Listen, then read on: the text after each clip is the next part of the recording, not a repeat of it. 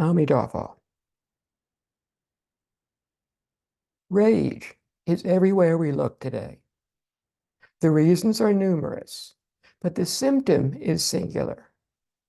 As a society, we are losing the ability, or quite possibly the wish, to control our anger, and sadly, our rage. We see evidence of this all around us. We read of how a knife-wielding man rampaged through a primary school, killing children because of his failed romance, and of an airplane passenger who screamed obscenities at and then hit a flight attendant when she declined to serve him another drink. We hear of a furious social media zealot who emailed school board members and branded them as morons and child abusers. We witnessed it in the TV footage of people in combat gear attacking police officers, surging up the steps, scaling the walls, shattering windows and battering down doors, breaking into the United States Capitol building. Casting around for a way to understand how things have gotten this bad, we suggest various reasonable causes. Untreated mental health issues, a rapidly fluctuating global economy, the polarization of political ideologies, the pervasive presence of drugs and alcohol. We point to the proliferation of handguns and military-grade assault weapons in some places, and the ease of obtaining knives and machetes in others. All these are genuine factors, conditions that can trigger or play a part in what seems to have become the automatic default response of far too many people: rage. A seemingly endless, mind-numbing, ever-increasing flow of rage. But they are not the underlying factors. Mental health issues do not only occur in certain countries. Sadly, they are a worldwide occurrence, present in almost every community. Not every person who yells at or strikes out at others has mental health issues. And those who do struggle with such issues often find themselves victims of violence, not its perpetrators. Not everyone who feels humiliated or irrelevant grabs a weapon and goes on a rampage. Countless people experience the erratic driver who cuts them off on a highway, but don't explode in road rage. Others read or view things on social media or the internet they strongly disagree with, but they do not resort to comments with the primary goal of inflicting pain.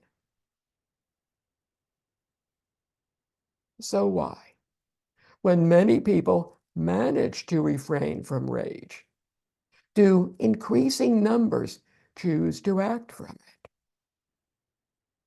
Choose? Yes, rage is a choice. It is, however, not a conscious one where we methodically consider the circumstances, list our various options, and then decide to go with rage. We have been choosing to explode in anger for countless lifetimes. Our anger now erupts instantly because we have reinforced it so much that it has become a habit. our automatic default reaction when things fail to go our way and we hurt. When we hurt, when we are in emotional pain, we rarely make the wisest choices. We just want the pain to stop, the humiliation to end, the fear to diminish, the loneliness to go away. We want the person or persons who we perceive as having caused our suffering to pay. We crave revenge, thinking the other person's pain will end our own. But it never does. Consider the Buddha's analogy of two arrows. The first arrow is our pain, of all sorts and of all degrees, the causes of which are multifaceted and endless. The second arrow is our suffering, what we tell ourselves about the pain. Someone else shot that first arrow, or we may just have told ourselves they did. But the second, we shot that one and all the subsequent ones. We continue to wound ourselves until the need to stop the pain overwhelms us with thoughts of getting even. We tell ourselves that if we retaliate forcefully enough, our pain will be deflected back to the person who caused it. Our suffering will be over. But of course, this never works. Surrounded by the bodies, metaphorical or heartbreakingly real, it is not relief that we feel. Emptiness, perhaps, futility, a whole new quiver of arrows at the realization that we are still overwhelmed by suffering. Different, but still everywhere we turn. We had told ourselves we were acting in the name of what was right. We had judged that a wrong needed avenging. Thus fortified, we meted out our chosen punishment. And yet, after all this, here we are, still angry. As the Buddha said in another analogy, holding on to our anger is like grasping a lump of burning coal while waiting to throw it at another person. They've already gone on their way. They're oblivious to our continuing fury. With our hand still holding on to the hot, burning coal, we're the one who gets burned. We are the one who suffers. How did so many people come to be so bitter and vengeful? We used to be more civilized. I'm not talking about decades ago, just years. We recognized individual rights, but at the same time valued being part of something larger. We considered the interests and desires of others, not just our own.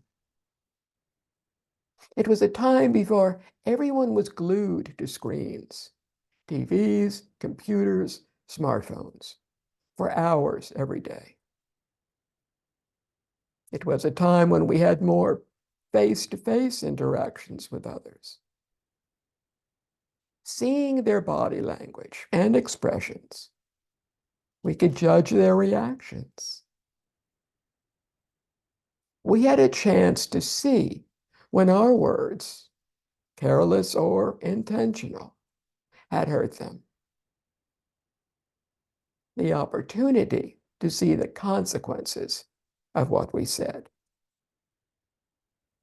Embarrassed at being caught, or horrified at having been so unaware, we could and would try to repair the harm we had just inflicted. Today, face to face, is being replaced by screen to screen and text to text. Not witnessing the hurt we just caused, it is easy for us to become careless or cavalier. Not seeing the consequences of our heedless words, we lose the ability to assess how a listener or reader is reacting. Emboldened by our anonymity, we can become callous.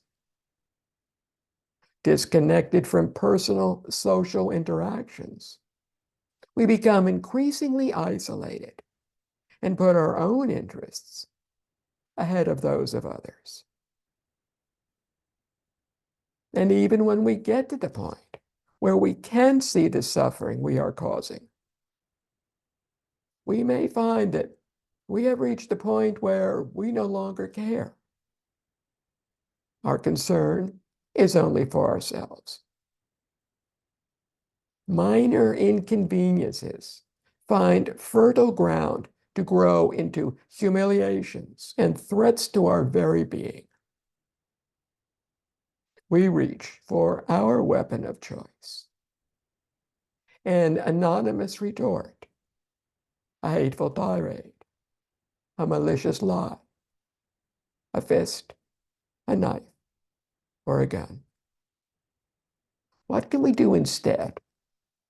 We can remind ourselves that we are not the only one in pain, that we do not have to argue or fight with those who hold different ideas and beliefs, that we do not have to be right all the time, that maybe what we think we just heard wasn't what the speaker meant. And then we can reevaluate what we have told ourselves about forgiveness. Maybe we have told ourselves that forgiveness only benefits the one who hurt us, that it does nothing for me, and that it lets those who have offended, embarrassed, or harmed us off the hook.